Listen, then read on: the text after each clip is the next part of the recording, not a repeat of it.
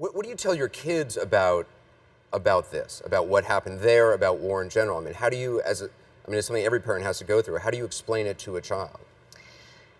It's such a hard thing to explain, especially because my kids are from countries of war. My son's Vietnamese, so even explaining that war is going to be right. complicated. And Maddox is from Cambodia. And Maddox is from Cambodia, so their countries fought.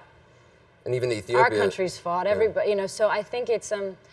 But how do you explain war? It's one of these things that how do you sit down and make sense of something that makes absolutely no sense? That people have to do this. That this is the solution. That this kind of brutality, especially the horrors of war.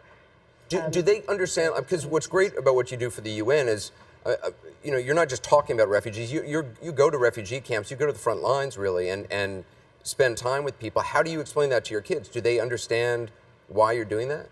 They do, and they've come with me to some.